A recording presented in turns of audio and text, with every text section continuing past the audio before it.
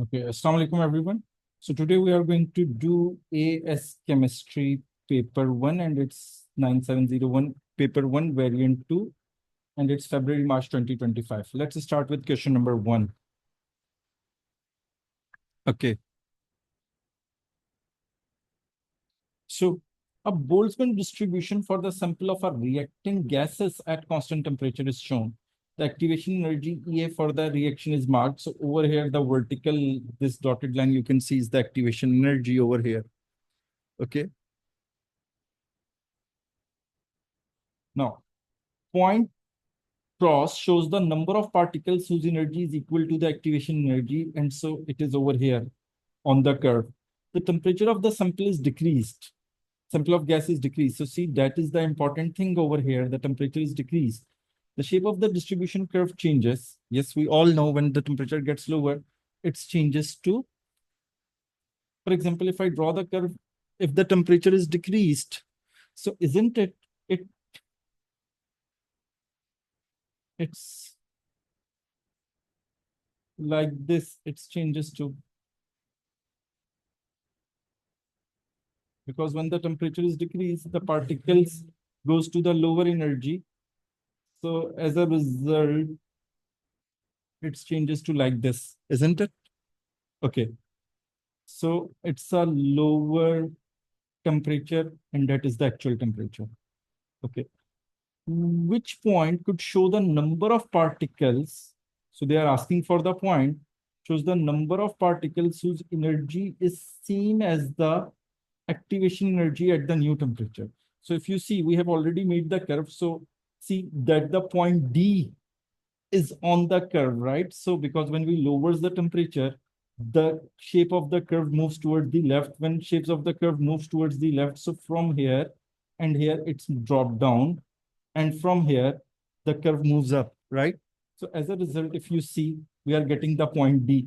So it means that D is the correct answer.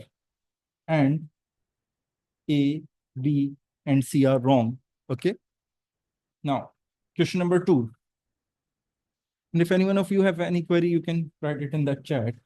Crystals of copper 2 nitrate are prepared by adding an excess of malachite to nitric acid. The formula of malachite is CuOH twice dot CuCO3, and the MR is also given.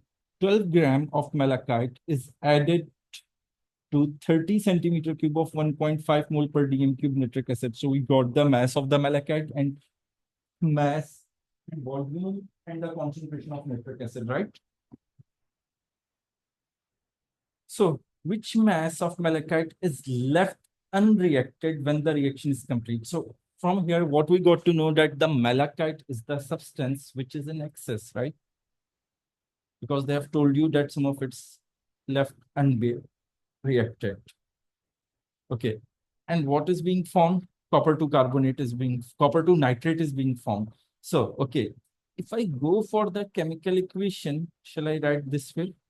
We have CuOH twice dot CuCO3 reacting with nitric acid. We are getting copper nitrate. So see, copper hydroxide and copper carbonate both reacts with the nitric acid. So it is going to form copper nitrate.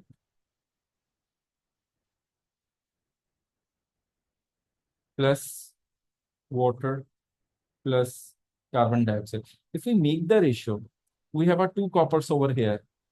So I'm going to balance it by 2. And if I put it by 2, there are 2 nitrates already. So it makes 4 nitrates. So over here, we are going to get the 4, right?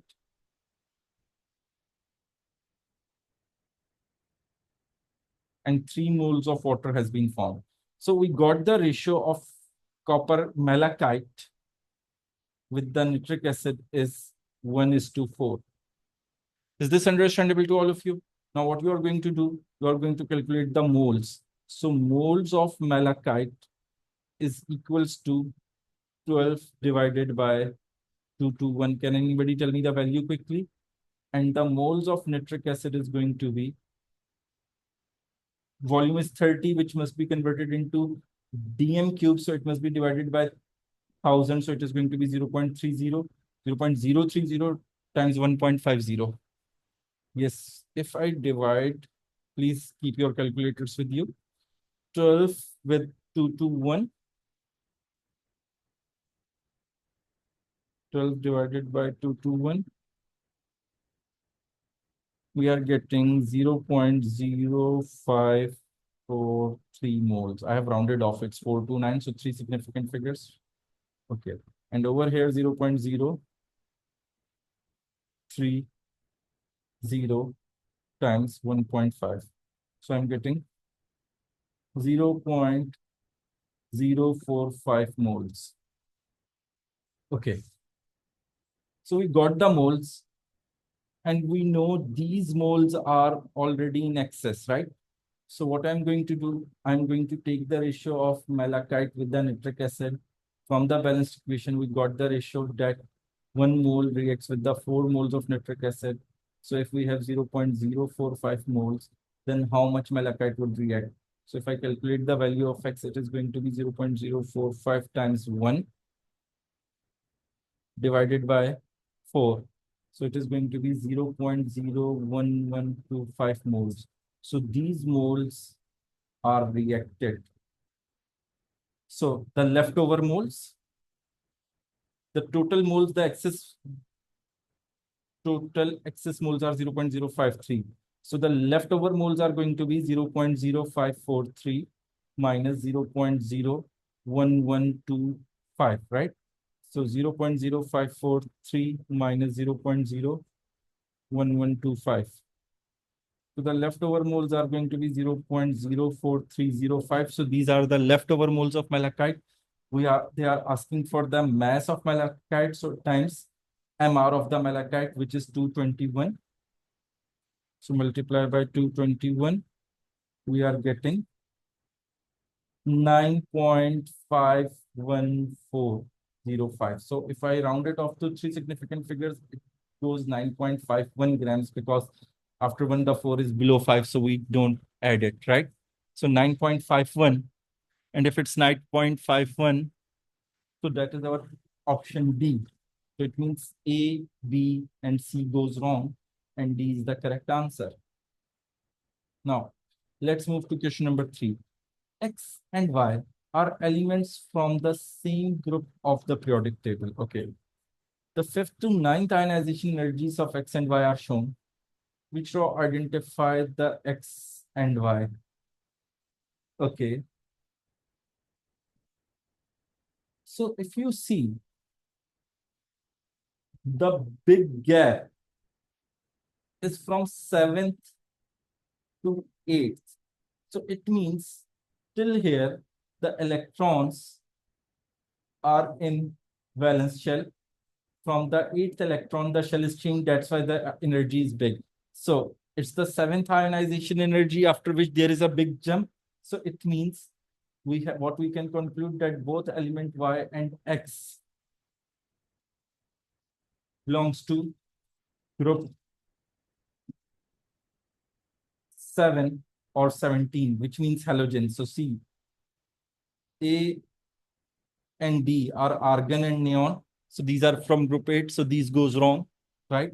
Now, if you see, it has the high energy and it is the low energy. So the element X is going to be up in the periodic table, and element Y is going to be below or at the bottom in the periodic table. So if you look at group 7 or 17, it starts from fluorine, chlorine, bromine, iodine. So over here, chlorine and fluorine. So see, fluorine is above chlorine. So that makes B wrong.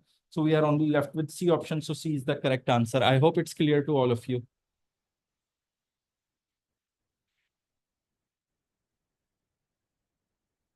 Now, MCQ number 4.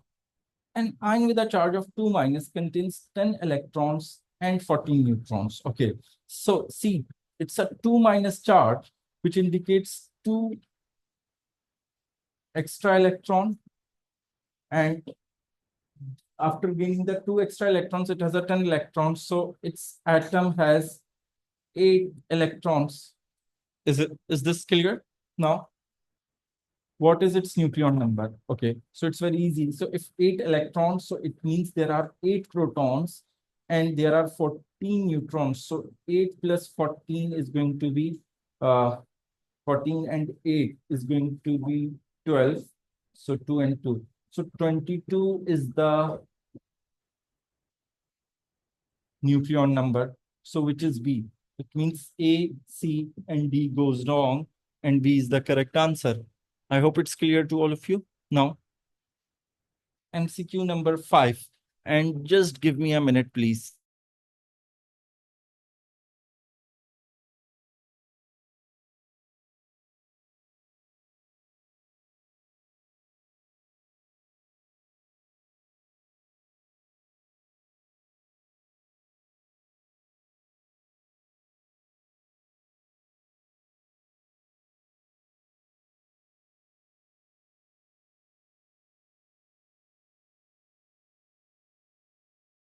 Okay, now MCQ number 5. The structure of the hormone histamine is shown. Okay. Which row contains the bond angle X, Y, and Z in histidine in the correct order of the smallest to largest? Okay, first identify these bond angles. So if you recall, nitrogen, it has a lone pair. Do remember whenever there are 3 bonds of the nitrogen, there is a one lone pair. Carbon doesn't have any lone pair. So if we work on this, it has 3 bond pair and one lone pair. So if this is the case, then shape would be trigonal pyramidal. And if the shape is trigonal pyramidal, then the bond angle is 107.5 degrees. So for X, it's 107.5 degrees. Now over here, Y, 4 bond pair and no lone pair. So in this case, the shape is tetrahedral. And if you remember the shape, the tetrahedral shape, the bond angle is 109.5 degrees. So XY is going to be 109.5 degrees, right? Then Z. Z has 3 bond pairs. Do remember whenever there is a double bond, it is while considering the shape, identifying the shape, we consider a double bond, a triple bond, 1 bond pair. And again, it's a carbon, so no lone pair. In this case, the shape is trigonal planar. And the bond angle is 120 degrees. So over here, it's 120 degrees. So as they are asking correct order from the smallest to largest. So smallest is 107.5 degrees, then 109.5 degrees, and then 120 degrees. So it's the alphabetic order X, Y, and Z. So if we see X, Y, and Z, smallest to largest, so B, C, D goes wrong, and A is the correct answer. Okay. Now, MCQ number 6. When an organic acid reacts with an alcohol, a reversible reaction takes place producing an ester and water. Okay. 0.4 mole of organic acid, 0.3 mole of an alcohol mixed and allowed to stand at 25 degrees Celsius until equilibrium is reached. At equilibrium, 0.2 moles of ester is produced. What is the value of equilibrium constant Kc under these conditions? Okay. So these kind of questions, see, they have given you the equilibrium moles of ester only. So you have to draw the ice table. So we know when an acid reacts with an alcohol, we are going to get ester and water. If you read the statement carefully, 0.4 moles of organic acid, 0.3 moles of alcohol are mixed and allowed. So it means these are the initial moles of both the acid and alcohol which we have taken. So we are going to form a ice table, I for initial, C for change, E for equilibrium. So initially, the moles of acids are 0.4 the mole of alcohol are 0.3, and these two are just mixed. So initially the amount of ester and water are 0. At equilibrium, 0.2 moles of ester are formed. So at equilibrium, that is the third law, 0.2 moles of ester are formed, right? So it means C refers to change. So it means 0.20 moles is the change. So if you recall the mole ratio, their mole ratio is 1:1:1:1. So if there is an increase, 0.2 moles of ester is formed, so 0.2 moles of water are going to be formed. So the change over here on the product side is in positive. And if the 0.2 moles of ester is formed, so it means 0.2 moles of alcohol is being used up. So its change is going to be minus 0.20, and 0.2 moles of acid are going to be used up. So its change is also going to be minus 0.20. So at equilibrium, 0.4 is the initial amount of acid, 0.2 has been used up. So at equilibrium, 0.2 moles for acid is left. 0.3 is the moles of alcohol. 0.2 has been used up. So 0.1 moles of alcohols are left. Initially, the water is 0, 0.2 moles of water is formed. So at equilibrium, 0.2 moles of water is formed. So see, this is the raw which shows the amount of reactants and products at equilibrium. So what we are going to do, we are going to put it in the Kc expression. So if you recall the Kc expression, concentration for esterification, concentration of ester times concentration of water over concentration of carboxylic acid times concentration of alcohol. So Kc is equals to 0.2 times 0.2 over 0.2 times 0.1. So 0.1, 0.2 are cancelled out. So 0.2 over 0.1. Can anyone calculate it and tell me the answer? Is it 2? If any one of you has any confusion, please ask. 0.2 divided by 0.1. It's 2. Yes. So 2 is C. It means A, B, and D goes wrong. And C is our correct answer.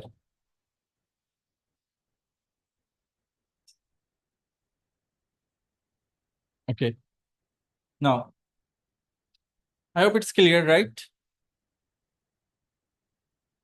Now, MCQ number 7. Information about two substances is given. Okay. So which are the two substances? There is substance P and substance Q. Substance P, good electrical conductive, okay, good when solid and when molten. So it clearly indicates it's a metal probably. Does not conduct electricity in any state. So it's a non-metal. Reacts vigorously to produce an alkaline solution. So yeah, metal reacts with water to form the metal hydroxide, which is an alkaline. Reacts vigorously to produce an acidic solution. Okay. These are the melting points. Which rod describes the structure and bonding in substance P and Q? Okay. So if you see from all this, what we have concluded about with for the substance P, that it's a metal, right? For substance Q. So if it's a solid, because its melting point is 317 degrees Celsius, right? But the another thing that it vigorously reacts to form an acidic solution. So it is acidic oxide, because acidic oxide or acidic compounds. So acidic compounds are, or when we talk about acidic compounds or the acidic oxides,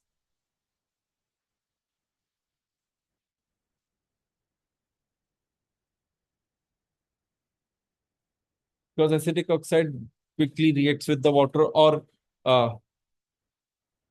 the chlorides of non-metals quickly hydrolyze in water. So this one seems to be a simple molecular, because it's of a non-metal, because it doesn't conduct electricity in any state, right? And it is going to be a giant one. So P is a giant metallic, Q is a simple molecular. This seems right. P simple molecular, completely wrong. P giant ionic, it's completely wrong, because it's a ionic, then it would not conduct electricity in the solid state. Giant metallic, that seems correct, but Q is being giant ionic is wrong, because if it's giant ionic, then the ionic compounds usually does not form acidic solution except for magnesium chloride. So D goes wrong as well. So A is the correct answer. Now, MCQ number 8. An excess of zinc reacts with X centimeter cube of 0.2 mole per dm cube hydrochloric acid. Okay, so they have given you the concentration of hydrochloric acid, but they haven't told you the volume. The gas, how the volume used. The gas produced is dried and collected. The gas occupies 1.534 dm cube at 101,000 pascals and 293 Kelvin. The gas produced behave as an ideal gas. What is the value of X? Okay, so just think zinc is reacting with the hydrochloric acid, right? So the gas would be hydrogen gas.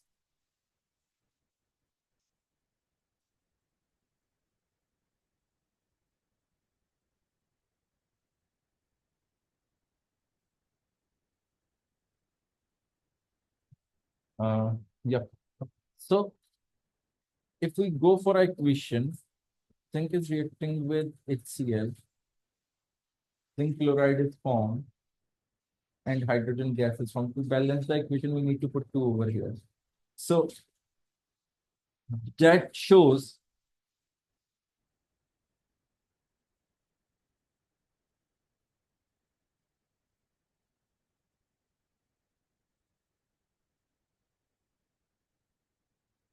we know the volume. Okay. But see, isn't it the temperature is not standard, right? So as they have mentioned, given the hint of ideal gas. So what you are going to do, you are going to calculate the moles of gas using the expression PV is equals to nRT. So the expression would be PV over RT, because moles are the N which we make the subject and keep the other all the values on the opposite side. So the moles is equals to PV, pressure is 101000 times. We always take the pressure in the Pascal. In this expression, we use the volume in meter cube. So we have to divide this by 1000 or multiply by exponent minus 3. So 1.534 times exponent minus 3. Now open your calculator quickly. I don't have a scientific calculator right now. Divided by R, which is 8.31.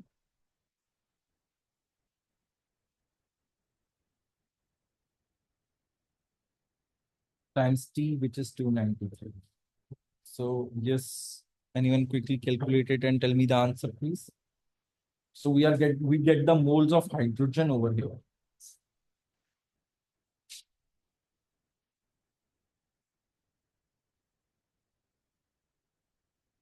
And we have to calculate the volume, right? Yes, can anyone quickly do it and tell me the answer, please?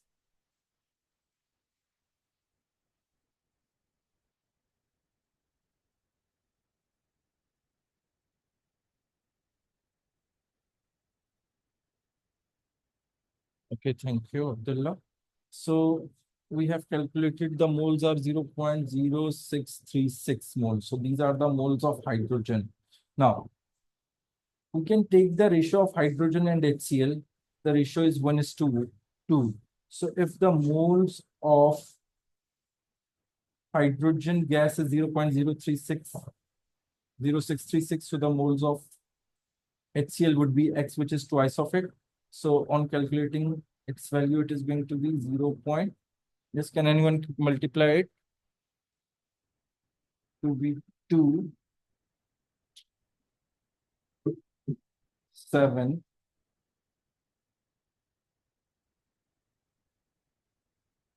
Is it going to be 0.1272, right? So we got the moles of HCl. We have the moles of HCl. We have the concentration of HCl. We can use the expression concentration is equals to. So first we did this. Then second we did this. Now third we are doing the concentration is equals to mole upon volume. So volume is equals to moles upon concentration. So moles is equals to 0.1272 over concentration is 2.00. Okay. So in the by this we will get the moles in dm cube. So we have to, because these all moles are in centimeter cube, so we have to multiply them with the 1000. Yes. Can anyone quickly calculate the value? On dividing by 2, it is going to be 0.0636 and multiply by 1000, 0.0636 multiplied by 1000 is going to be 63.6. So it's C. A, B, and D goes wrong, and C is the correct answer. Is this clear to all of you? Now, MCQ number 9. An aqueous solution of hydrogen peroxide is placed in a flask and decomposes. Okay. So on putting in the flask, keeping it for some time, it decomposes as shown, and they have given you the chemical equation. The total volume of oxygen gas evolved is 180 centimeter cube after 90 seconds, measured under room conditions. The rate of a reaction is calculated using the equation shown. Okay, so they have given you the equation for the rate of reaction. What is the average rate of the reaction measured in mole per minute over the duration of the experiment? So it's for 90 seconds, and they are asking for mole per minute. Okay. So first, what we are going to do?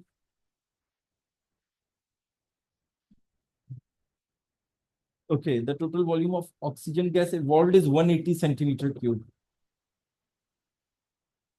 Okay. So from this, we have to get the moles of H2O2 that has been used up. So first, I have to convert it into moles. Okay. Is this understandable? And the conditions that are given to us, if you see, it's room conditions, right? So let's move to the second last page of the paper. That is this.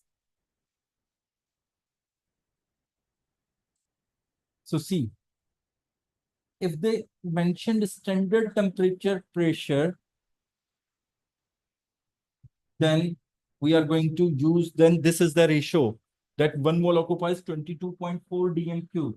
And if they ask you the room conditions, then 1 mole occupies 24 dm cube. So you have to keep this in mind every time what is given. So right now they ask you the room condition. So we are going to use the ratio that 1 mole occupies 24 dm cube. But they have given you the STP. They told you that it's a standard temperature pressure. So we are going to use 22.4 dm cube instead of 124 decimeter cube. Okay.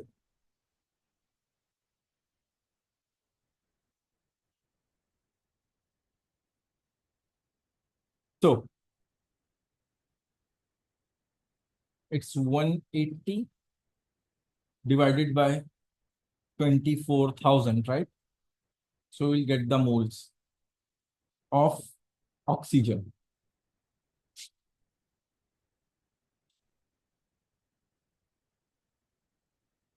Yes, 180 divided by 24,000. So the moles of oxygen that we have calculated are 0.000, no, 0.0075 moles. Now, oxygen we know, and we have to figure out for H2O2. So the mole ratio of oxygen with H2O2 is 1:2. So it's 0.0075. So it is going to be X. Yes, am I audible now?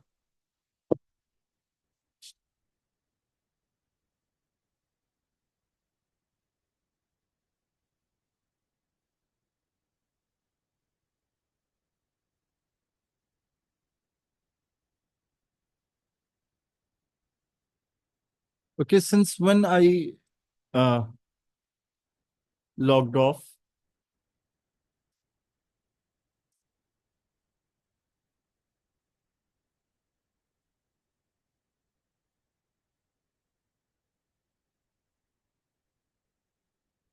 Okay, so what we did,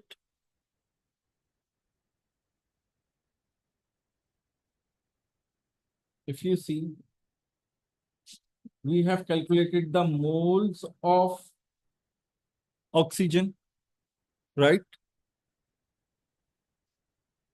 And after that, we have the moles of H2O2. So these are the, by taking the ratio, we got the moles of H2O2. So these are the moles of H2O2 that has been changed in decrease in 190 seconds. Okay. So they are asking for moles per minute. So we got the moles that are 0.015. These are the 90 seconds. So it is going to be divided by 60 to convert it into minutes. So 90 divided by 60 is going to be 1.5. So divided by 1.5. So 0.015 divided by 1.5 will give you 0.01. So that is D.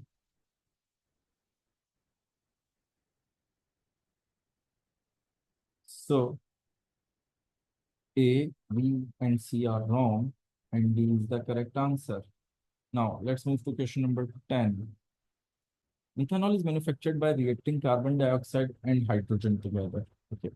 What increases the equilibrium yield of methanol in this process? Okay, let's see. Increasing the pressure. If you see, we have a 2 moles of gases on the left side and 2 moles of gases on the right side. So increase in pressure doesn't give any effect, right? So it doesn't increase the yield. Adding an excess of steam. So adding an excess of steam shifts the equilibrium towards left, so doesn't increase the yield.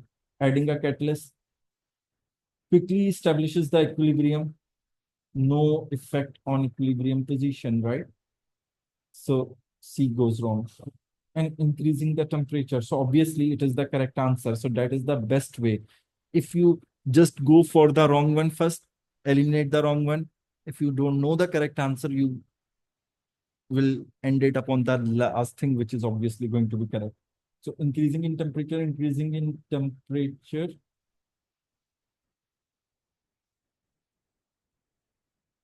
Okay, my bad. Sorry. I overlooked one thing.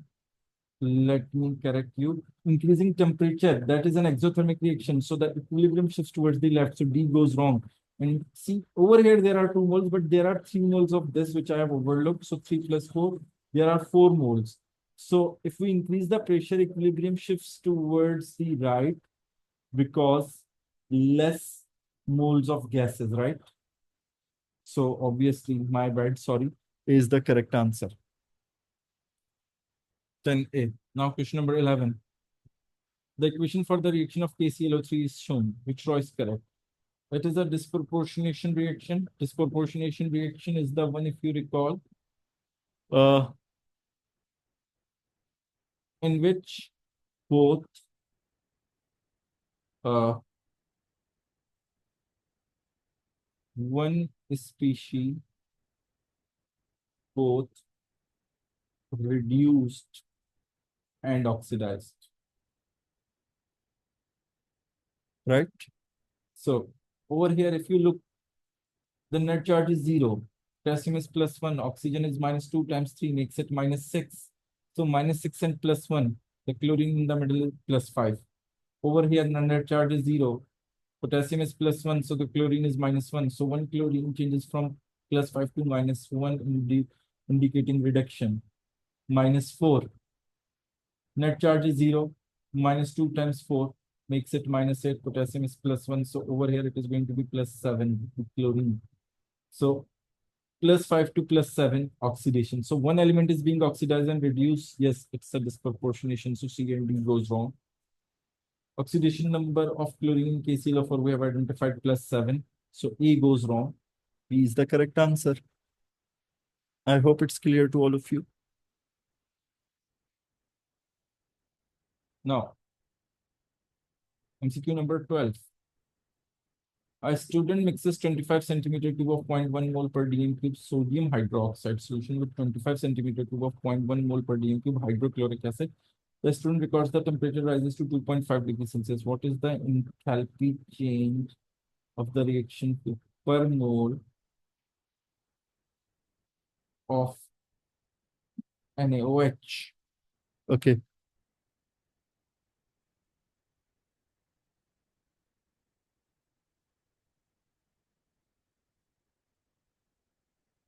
So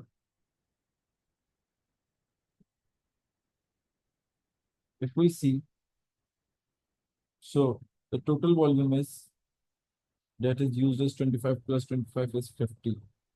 So if it's 50 centimeter cube, then it means it's a 50 gram. That is for always for aqueous solution. So if you recall the expression for the enthalpy change, it is minus MC delta T over N times 1000 will give you, that is kilojoule per mole. So the enthalpy change of the reaction per mole means they are asking for the per mole. So divided by N. Okay. So if I go for this expression, so minus M is the mass, which is 50 grams. The specific heat capacity is 4.18, that is given in the second last paper, the page before the periodic table. And the change in temperature is 2.5. The temperature rises to 2.5. So when we subtract it, we will get positive 2.5, right? So 2.50 divided by number of moles of sodium hydroxide. So they are asking for per mole of NaOH. So we are going to calculate the per mole of NaOH. That is the volume and that is the concentration. So the moles of sodium hydroxide is going to be its concentration times volume, which is must be in dm cube. So we have to convert it into dm cube, which is going to be 0.025. So 0.100 times 0.025 is going to be 0.0025. So n is going to be 0.0025 in 2000. Okay. So 50 times 4.18 times 2.5. It is 522.5 divided by 0.0025 multiplied by 1000, 2.5. So 522.5 divided by 2.5, it's 209 and it's minus, so minus. So minus 209, which is A. So B, C, and D goes wrong and A is the correct answer. I hope it's understandable to all of you. Let's move to the question number 13. Carbon monoxide and methanol can react together to form ethanoic acid. Okay, we have equation and the enthalpy change of reaction. So you have to calculate the enthalpy change of reaction. The standard enthalpy changes of combustion are given in the table. What is the value for enthalpy change of a reaction between carbon monoxide and methanol? So what you can do, see, they have given you the combustion. So think, when you combust this substance, what you are going to get? You are going to get 2 moles of carbon dioxide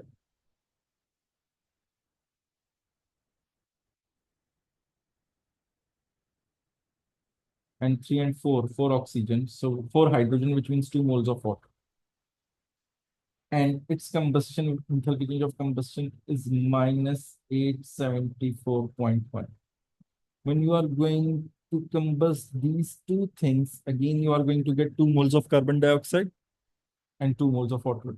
But they are two different things and each has a 1 mole. So this arrow, which I had made from left from the reactant to the bottom, it is labeled by the enthalpy change of combustion of carbon monoxide, which is minus 283, plus enthalpy change of a combustion of methanol, which is minus 726, right? So see, we got the Hess cycle. And if you closely look at this Hess cycle, this is the thing from where the arrow is heading towards right and arrow is heading towards the bottom. So it is the start of the cycle. And this is the thing from where the arrow is pointed from the reactants and from the product from both the sides. So this is the end of the cycle. So if you see, this is the indirect route of getting carbon dioxide and water, and this is the direct route of getting carbon dioxide and water. So the Hess's law states that the enthalpy change of a direct route is equals to enthalpy change of indirect route. So it means this is going to be equals to delta HR plus minus 8754. So our expression for the enthalpy change, which is produced from this as a cycle, it is going to be minus 283 plus minus 726 is equals to enthalpy change of reaction plus minus 874.1. I hope till here it's understandable to all of you. Now, the enthalpy change of reaction is equals to, I need to move the minus 8724 to the opposite side, so it is going to be positive. So 874.1 minus 283 plus minus 726. Can anyone solve it quickly? 874.1 minus 283 minus 726. No. 874.1 minus 283 minus 726. Okay. So if we subtract these, we are getting minus 134.9 kilojoules per mole, right? So if you look at it's option B, so it means A, C, and D goes wrong, and B is your correct answer. I hope it's clear to all of you. Now, MCQ number 14. Copper reacts with the nitric acid under certain conditions. The products are copper 2 nitrate, water, and an oxide of nitrogen.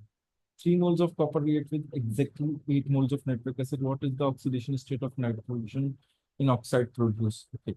So see, this is a little tricky question based on the redox reaction as well.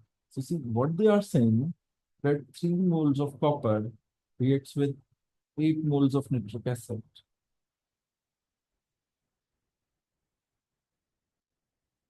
Right? And what is going to be produced? Copper nitrate. We know that it is going to be CuNO3 twice plus water and oxide of nitrogen. We don't know the formula of oxide of nitrogen. It can be NO, it can be NO2, it can be N2O5, any, right? So let's start analyzing this equation to help you understand what would be this and what will be the oxidation state of nitrogen in this oxide. Okay, so see over here. If we got this from here, that 3 moles of copper and 8 moles of nitric acid. So obviously, if 3 moles of copper, so the mole copper nitrate formed would be 3 moles, right? If you see, if you put the oxidation number, this copper is 0 and copper 2 nitrate. So they have mentioned that it's copper plus 2. So it means 3 coppers having the oxidation number 0 turning into 3 coppers with the oxidation number of positive 2. So it means they all loses 6 electrons in total. Is this understandable to all of you?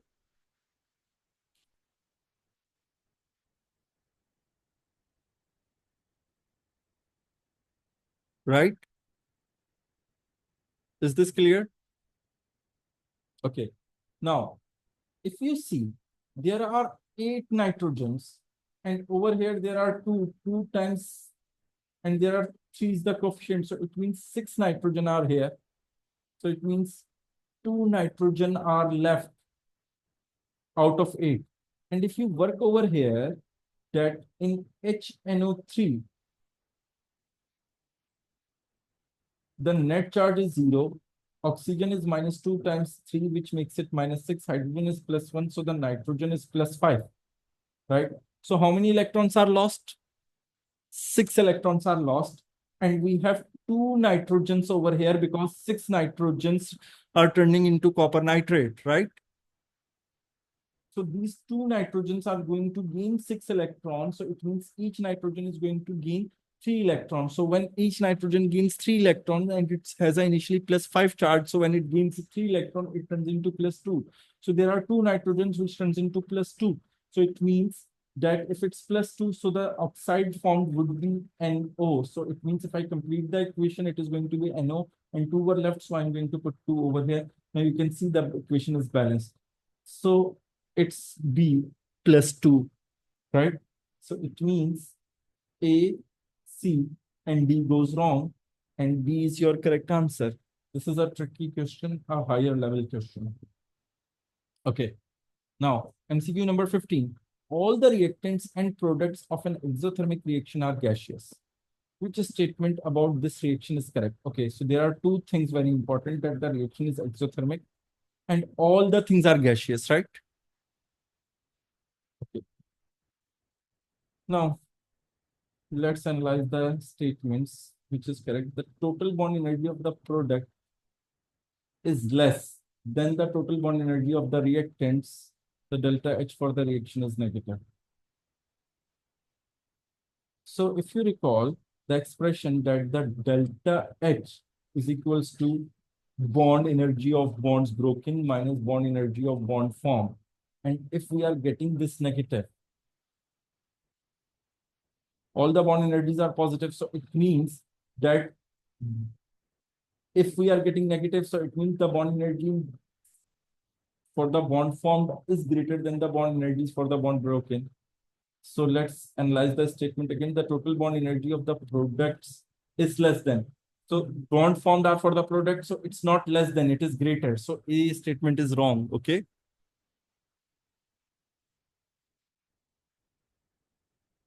The total bond energy of the product is less than the total bond energy of the reactant. No, both the statements are wrong. So over here, the last statement is correct, but that is wrong. The total bond energy of the product is more. That's what we have concluded. Then the total bond energy of the reactants. So that first statement is correct. And the enthalpy change of the reaction is negative. Yes, it is correct. The total bond energy of the product is more than the total bond energy of the reactant. Yes, this is correct. And the delta H for the reaction is positive. No, if it's an exothermic reaction, how could be it's positive? So D goes wrong and C is the correct answer. I hope it's understandable to all of you. Okay. Now,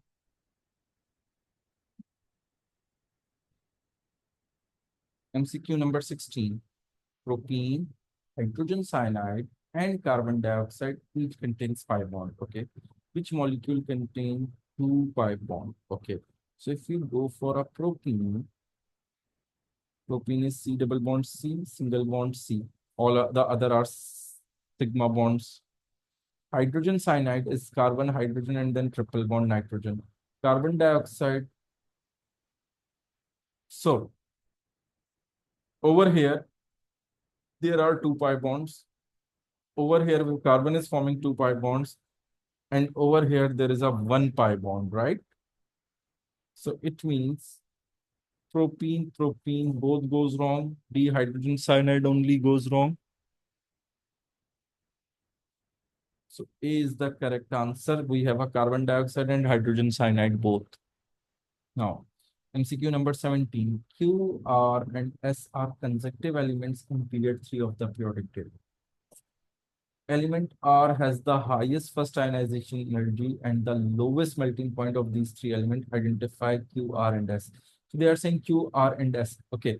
So if we analyze, see, there are two things: highest first ionization energy, lowest melting point. So sodium, magnesium, and aluminium. So from sodium, magnesium, and aluminium, that is about Q. So if it's Q, R, S, so from sodium to magnesium, the ionization energy increases, and then aluminium it decreases. That is fine. But the low melting point of magnesium is not lowest, right? It is higher than sodium. So it means statement A is wrong. Okay. So statement A is wrong. That we are no. Now, magnesium, aluminium, and silicon. So if you see from magnesium to aluminium, again, the melting point is going to be increased. Aluminium is R and its melting point is not going to be lowest of the three elements. So B goes wrong. So that could be not magnesium. Okay. Now, if you think, see, it's really easy. Silicon. Silicon is a giant. Okay. Okay, give me a minute. Let me reshare it.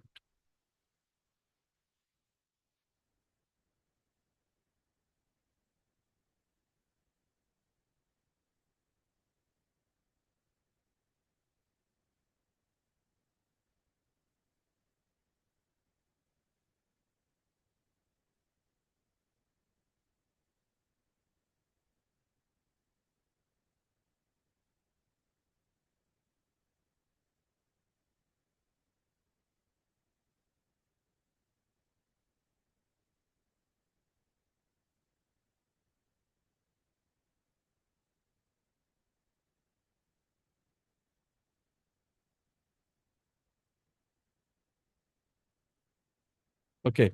Thank you. So see, if we think of silicon, so silicon is a giant covalent, right? So it doesn't have a lowest melting point. So silicon being used as an R goes wrong. Phosphorus. So if you analyze this silicon, phosphorus, and sulfur. So from silicon to phosphorus, ionization energy increases, and from phosphorus to sulfur it decreases, and phosphorus is P4, simple molecular, sulfur is S8, and it's a giant covalent, right? Giant covalent.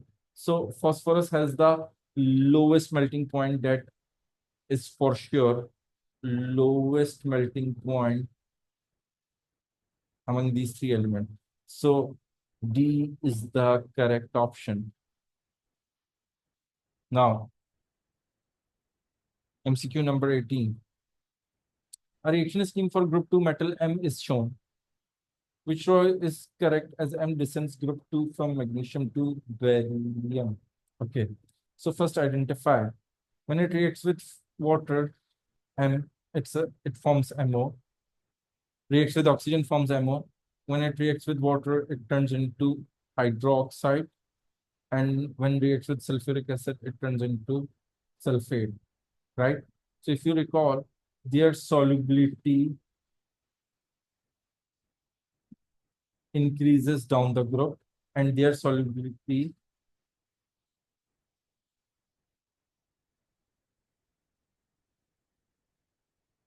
decreases down the group. So solubility of Y increases, which goes A and B wrong, and solubility of Z decreases. So D goes wrong.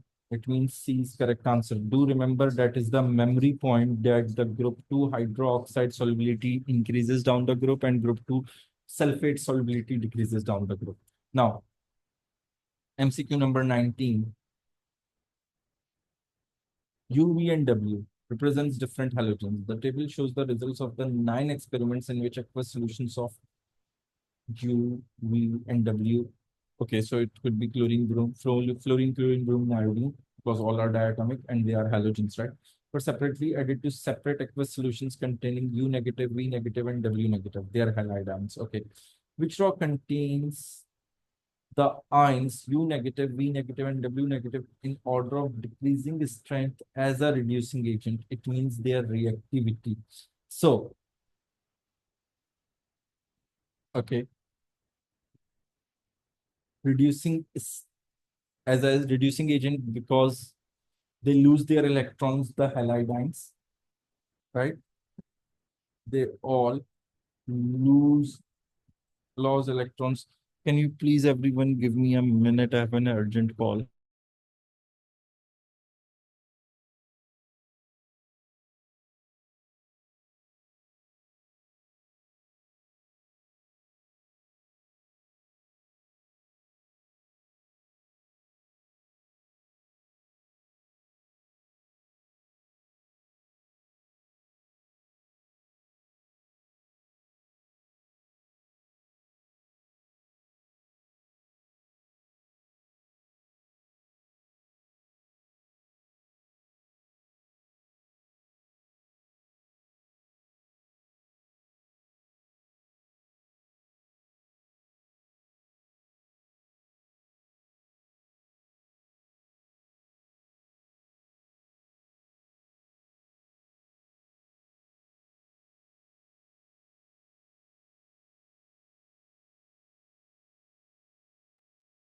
Okay. Am I audible to all of you? Okay. So they lose electron, which means they oxidized. And if they oxidized, it means they are reducing agent. Okay. So if you look at U negative, that react with V and W both.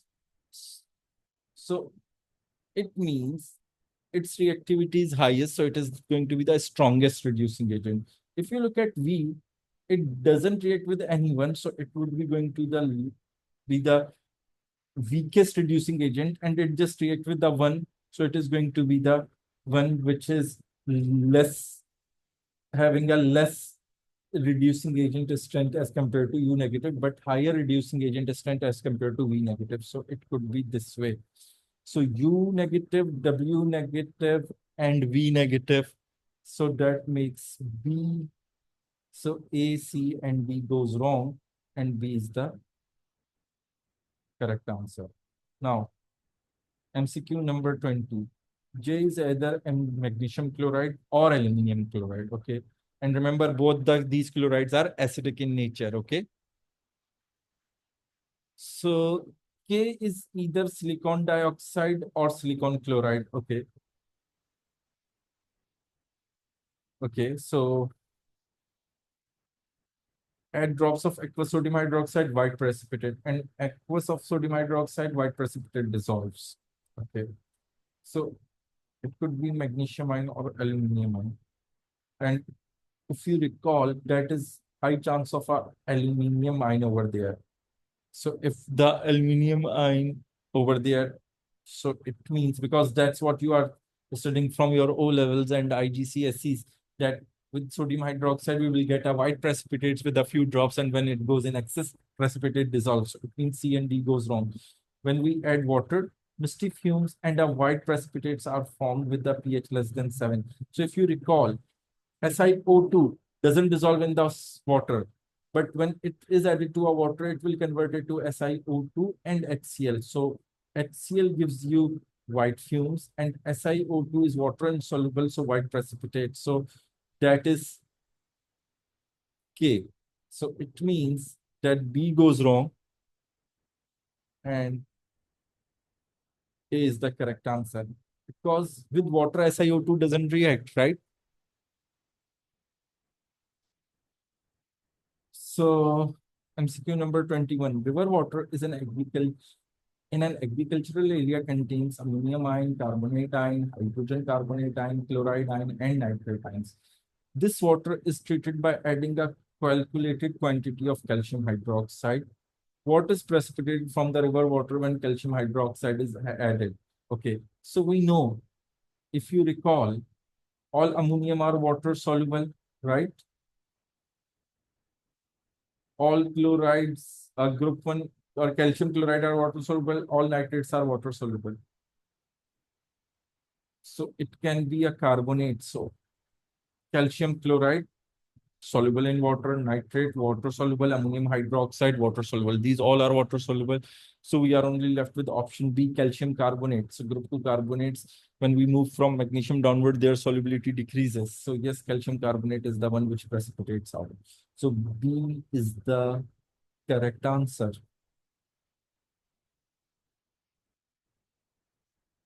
Now, MCQ number 22. 4 atmospheric pollutants are listed. Number 1, nitrogen oxides, carbon monoxides, unburned hydrocarbons, sulfur dioxide. Okay.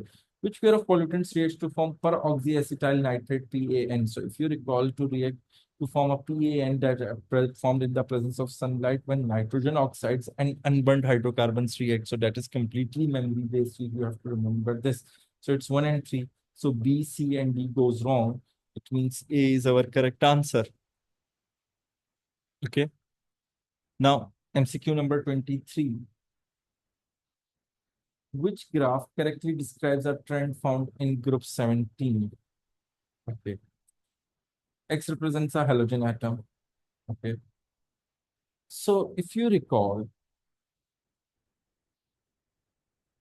the size of the chlorine atoms are smaller than the bromine atoms, right? And bromine atoms size are smaller than iodine atoms. So bond length is going to be increased, not decreased. So A goes wrong. The strength of van der Waals forces, yes, as the number of electrons increases, the van der Waals force getting stronger. So that can be the correct answer. But remember, okay, so if, yeah, so the correct way of doing this is to go for the wrong one first. Now see, chlorine, bromine, and iodine boiling point. So if the intermolecular forces increases, so the boiling point is also going to be increased. So C goes wrong. Bond energy. So the size HCl, HBr, HI, the bond is getting weaker and weaker. It's not going to increase, it is going to decrease. So D goes wrong. A is wrong, B is wrong. So we are left with only B. So B is the correct answer. Now, MCQ number 24. A gas M is produced when ammonium aqueous chloride is heated with the calcium oxide. Which raw is correct? Okay. So if you recall this reaction, that is you have studied in your O levels or IGCSEs, we are going to get uh, calcium chloride, salt, water, and ammonia gas. Whenever an ammonium salt reacts with an base or alkali, we will get salt, water, and ammonia gas. Okay. So the gas M is ammonia, right? That is A and D goes wrong, and it's an acid-base reaction, not redox. So B goes wrong, and C is the correct answer. Okay. Now, MCQ number 25. Two nitrates decompose on heating according to the equation. 1 mole of each nitrate heated separately. Okay. The gas produced in each reaction is bubbled through NaOH. Okay.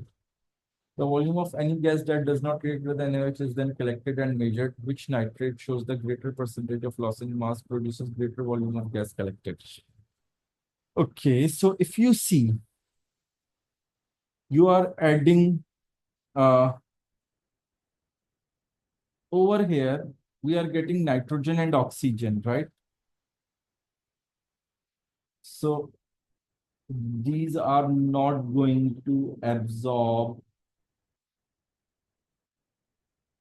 in sodium hydroxide because these are neutral gases, they don't have acidic in nature. This is going to be absorbed because it's an acidic in nature. So absorbed by sodium hydroxide. So the greater percentage loss of mass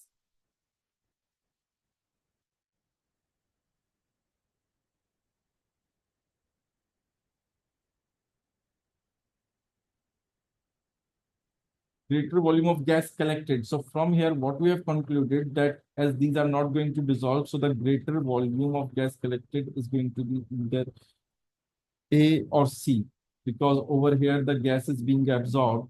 So the gas lesser volume is collected. Okay. Now, if you see, it's a solid and all the things are gases and just a liquid is formed, and over here the solid is turning into solid and some of the gas is formed.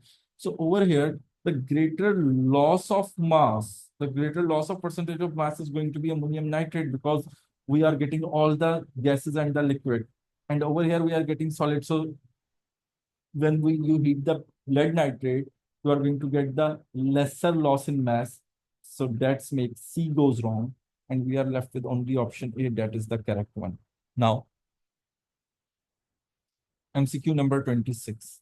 Organic compound X has the empirical formula of C2H4O. Compound X is reduced by LiLH4 but not by NaBH4. What is compound X? So it's very easy. If it's not reduced by NaBH4, so it's not an aldehyde or ketone. Okay, so it's an aldehyde. It's a alcohol. Alcohol is not going to be reduced. Ethanoic acid is C2H4O2. Butanoic acid is C4H8O2. So its empirical formula is going to be CH2O. See, they have given you the empirical formula, and both are acids, so both can be reduced by LiLH4. And its empirical formula is going to be C2H4O. So that matches with this one. So it means A goes wrong and D is the correct answer. Okay. Now, MCQ number 27. What is the mechanism for the reaction of hydrogen cyanide with propane? So it's an addition, first thing, right? Propanol. So propanol is CH3, that is propanol, and it reacts with HCN to give you hydroxynitrile. So H over here and CN over here. Okay. So it's an addition, and it's a nucleophilic addition because it's a partial positive. So the catalyst, which is a nucleophile, attacks on this and this moves over there. So it's an first thing addition. So that makes B and D goes wrong. And it's not an electrophilic addition. So that makes A goes wrong and C is the correct answer.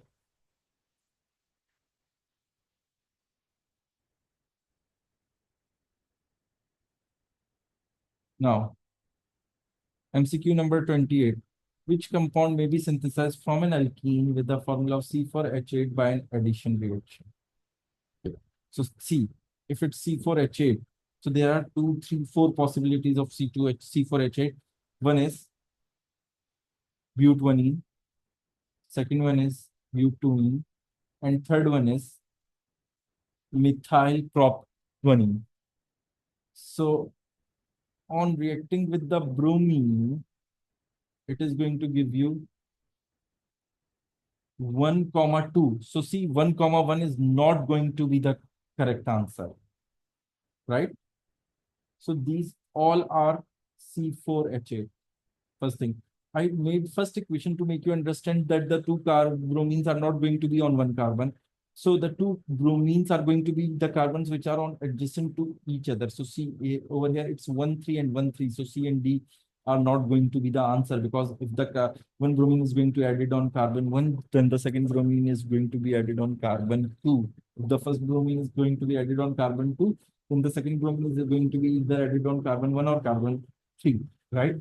So always that when the thing is added to an alkene, it is added to a two neighbor carbons. So that's make B correct. So for question number 28, B is the correct answer. Rest are wrong. Now MCQ number 29. The structure of a compound G is shown. Okay. The compound G undergoes addition polymerization. Okay, so it's very easy. Which diagram shows the repeat unit of the polymer form? So if it's an addition polymerization, so alkene would undergo addition polymerization. So it means this double bond. So if I draw the structure over here, so it is going to be the carbon on the left having the two hydrogens above and below. There is a single bond. Then carbon on the right having the C double bond OOCH3. And over here C triple bond N, and the empty bonds on both sides. So this is going to be the structure, right? So over here, this double bond and this double bond exists, so A and B goes wrong. Over here again, this double bond exists, so D goes wrong. So if you see left is C, so C is the correct answer, because you see this and this, we got the single bond. There is a C triple bond N, which is over here, and this whole thing is over here. And this double bond over here turns to be a single bond. Okay. Now, MCQ number 30. Compound T is tested with 3 reagents and give the results shown. Okay. With 2,4-DNPH or in precipitate, it means that it is a carbonyl. It can be aldehyde or ketone, anyone. Okay. Failing solution, no reaction. Acidified dichromate, no reaction. So from this, we can conclude it's not an aldehyde but a ketone. So what is compound T? CHO, not an answer. OH and OH. Okay, so alcohol. So it doesn't oxidize with the alcohol. So B and C are not an answer. Over here, it's a ketone only. It's a ketone also, but the alcohol is not, and it's a secondary alcohol because it's bonded to a carbon having a hydrogen. So it must be oxidized. So with the K2CR2O7, you must see any reaction if it's C. So that's why it's not C. So the D is the answer because it contains only ketone and it is giving the orange precipitate with 2,4-D in pH. Okay. Now, MCQ number 31. Reagent X is added separately to 2-methyl-butane 1-ol and 3-methyl-butane 1-ol. The visible results are different. What is reagent X? Okay. So butane 1-ol. 1, 2, 3, 4. It's a butane 1-ol and 2-methyl. Okay.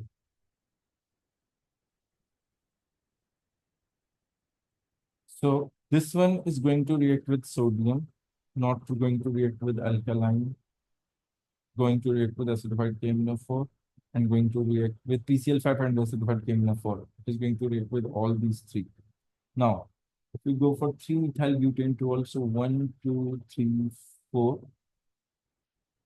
If it's an OH, and if I start from right, so that is 3-methyl. So over here, it's a CH3 obviously, and over here it's a hydrogen. So if you see, we are getting this thing. So obviously it's an alcohol reacts with sodium. Alcohol also reacts with PCl5 and acidified KMnO4. But see, due to this specific group, it reacts with an aqueous alkaline iodine. So the visible results are different. So it makes it clear that A, C, and B goes wrong. Only the B is the correct because aqueous alkaline iodine either react with the alcohol where the CH3, that is the terminal carbon, is bonded to, on its neighbor, we have a CHOH, or it's CH3 bonded to C double bond O with aldehyde or ketone. The alkaline iodine gives a positive test, otherwise it won't give you. Now, MCQ number 32. Compound Y is hydrolyzed by a warm aqueous silver nitrate to form a precipitate that is soluble in dilute aqueous ammonia. So if these are soluble in dilute aqueous ammonia, it could be a chlorine, obviously. Compound Y undergoes an elimination reaction to form an alkene. What is the skeletal formula of compound Y? So the first thing, if it is being, the precipitates are formed, if we react with the silver nitrate, that precipitate would be silver chloride, silver bromide, or silver iodide. But iodide won't dissolve in dilute ammonia. So B is not an answer. Bromine dissolves in concentrated ammonia, but not in dilute ammonia. So A is not an answer. Now we are left with C and D. They are forming alkenes. So if you see, if you try to undergo elimination of this one, no reaction occur. Why?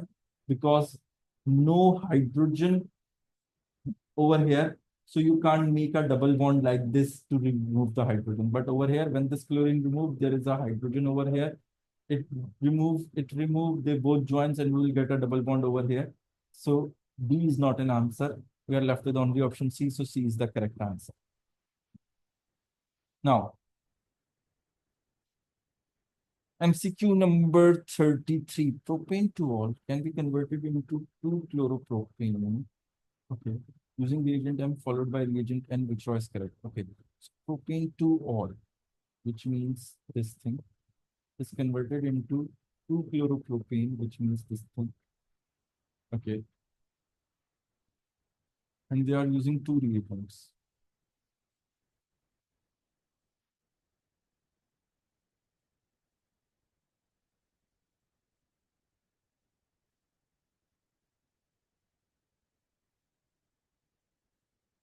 Yeah. Because it's a concentrated with sodium hydroxide. But with these two, either you use concentrated sulfuric acid or concentrated nitric acid, you will, phosphoric acid, you are going to turn into alkene. Now, if you use chlorine, then you will get 1,2 dichloropropane. So with this, B goes wrong. But if you use HCl, so one carbon gets hydrogen and the other carbon gets chlorine. So you will get this. So C is your correct answer. Okay, when you use chlorine, so you are going to get dichloro, right? So it's not a chloropropane. I hope it's clear. Now, MCQ number 34. Skeletal formula of 4 organic compounds are shown. Okay. Which two compounds, when separately heated with dilute sulfuric acid, produces propanoic acid as one of the products? Okay. So if they are heating the compound with dilute sulfuric acid, so there are two possibilities. Either hydrolysis, which is going to produce carboxylic acid, or and elimination.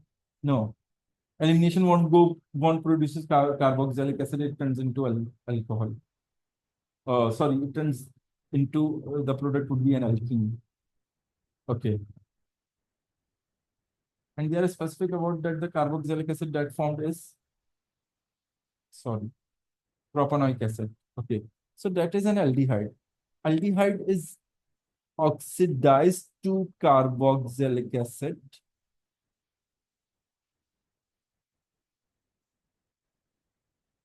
but not hydrolyzed to carboxylic acid. So it means one could not be an answer. And if one could not be an answer, so A and B goes wrong. If you see two, it's an ester, right? So ester on hydrolyzing breaks into two from here, from the carbon oxygen single bond.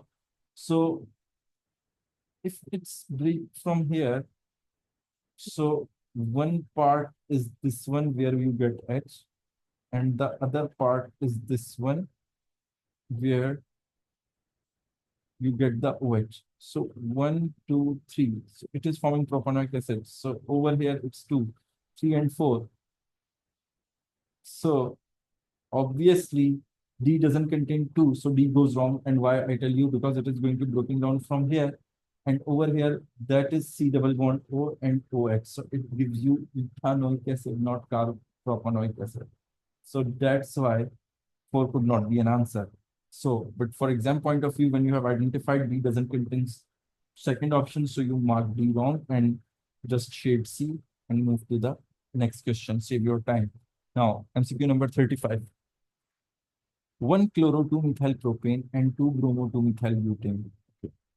So if it's propane and 2-methyl and 1-chloro, it's a butane, 2-methyl and 2-bromo, reacted separately with aqueous silver nitrate in ethanol. Okay. Both reactions proceed via nucleophilic substitution and a precipitate is formed. The time taken for 1-chloromethyl propane to form a precipitate is T1 and time taken for 2. Okay. So for this one, it's T2, for it's this one T1. So as bromine is bigger in size, so carbon-bromine bond is weaker. So the T2 is a lesser than T1. Okay. Because bromine is a bigger atom, so carbon-bromine bond has a greater bond length, so the bond is weaker. Okay.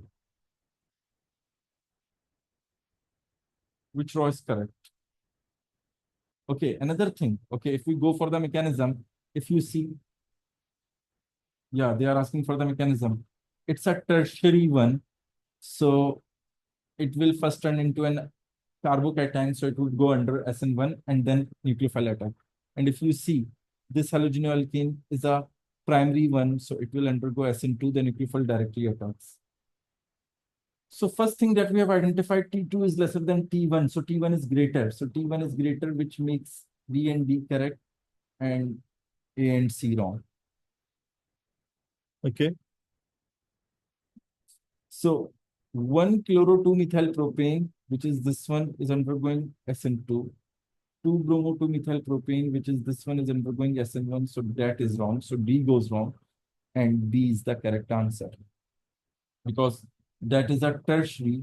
So being a tertiary, it would undergo SN1, not SN2.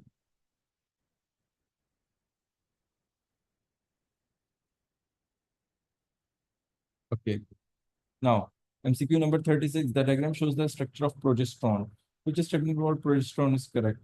Only one molecule contains 4 chiral carbon atoms. Only the molecular formula is C19H26. Okay. Okay. First, let's work on the molecular formula.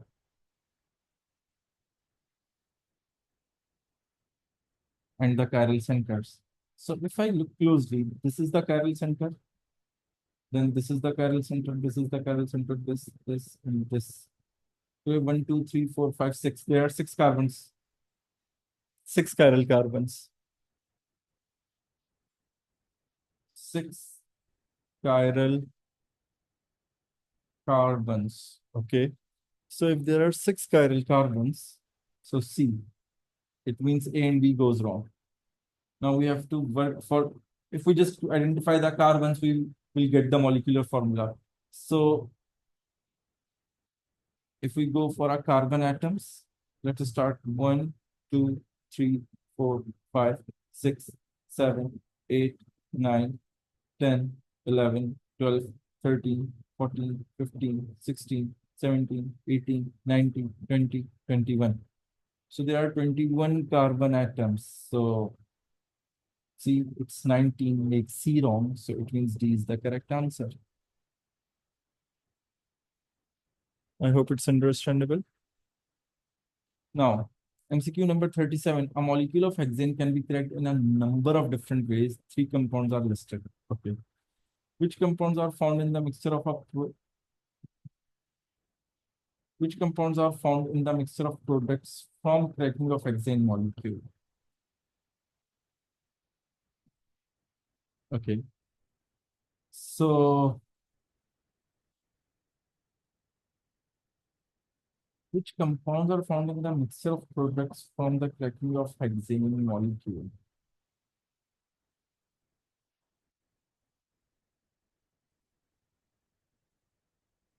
Hexane is the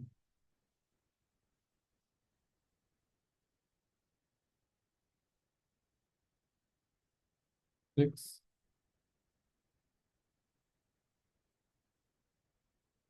H14. So if you see, it's an alkane. It's an alkene. So if it turns into C4H8, so we are getting C2H6 as an alkane. So yeah, that is possible. And if it's turned into C3H8, then we will getting C3H6 as well. So that is possible. But if you turn into C5H12, so the leftover thing is CH2. How is it possible? There is no CH2. So 3 goes wrong. It means A is wrong, C is wrong, D is wrong, and B is the correct answer. I hope it's understandable.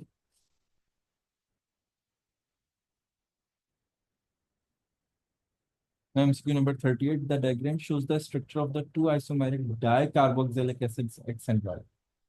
X can be reduced to compound P with the empirical formula of C2H5O. Okay. Y can be reduced to a compound Q, which shows the empirical formula of C2H5O. Okay. Which statement is correct? Okay. If you see, X is a cis isomer, compound P and compound Q are identical. No, if you see, that is a cis and that is a trans. So that statement is correct, but being identical is not correct.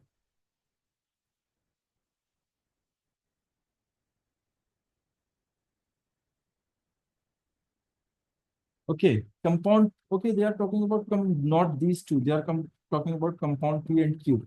Okay, so if I reduce this, that is an alcohol. It is always reduced to a primary alcohol. Oh, that is dicarboxylic acid. So it is reduced to give you the compound with the okay. So one thing, if the double bond stays there, so this carbon turns into CH2OH, and this carbon turns into CH2OH. So if you see how many carbons we have, C4, how many hydrogens we have, 1, 2, 3, 4, 5, 6, 7, 8, 8, and how many oxygens we have, 2. So it cannot be simplified to this one. So it means it must be reduced to this thing. Now if you see, it's C4H10O2, which can be simplified to C5, sorry, C2H5O2. So it's an empirical formula. Is this clear? So when you reduce this one, you are again going to get the same thing, that the double bond turns into single bond. It is going to be CH2. It is going to be CH2 over here, CH2OH. And over here, as 12 CH2OH. So there is no double bond. So if there is no double bond, so the both the molecules are same. So it is going to convert into C2H5O2. So these two are actually identical. Yes, this is correct. So saying P and Q are isomers to each other, that is wrong. Cis, X is a cis isomer, that is correct. But P and Q are not isomers to each other. Okay. X is a trans isomer, so it's wrong. So we are only left with option A. So option A is correct. I hope it's clear to all of you. If you have any confusion, do ask. Okay. MCQ number 39. What is the total number of sp3 hybridized atomic orbitals using the bonding of butene? So, okay, butene. If you go for butene, it is going to be like this. That is butene. So there are two carbons. These two are, because they are forming one pi bond, so these two are sp2 hybridized. This one is sp3 hybridized. This one is sp3 hybridized. So how many total number of hybrid sp3 hybrid atomic orbitals are used? So see, it is forming 4 bonds. So it has a 4 sp3 orbitals which are involving in the bonding, and it has a 4 sp3 hybrid orbitals, right? Because this is sp3, this is sp3, this is sp3, this is sp3. So all of these 4 of them are involved in the bonding. In the same way, there are 4 sp3, this one sp3, this, and this. So in total, there is 8 sp3 orbitals, which are, there are 2 carbon atoms, which are sp3 hybridized, but 8 sp3 orbitals, which are involved in the bonding of butene. So D is correct. A, B, and C goes wrong, and D is the correct answer. Okay. Now MCQ number 40. Compound L contains carbon atoms. It is analyzing mass spectrometer. The table shows the relative abundance of only 2 peaks recorded with the mass over charge greater than 127. Okay. How many carbon atoms are present in one molecule of compound L?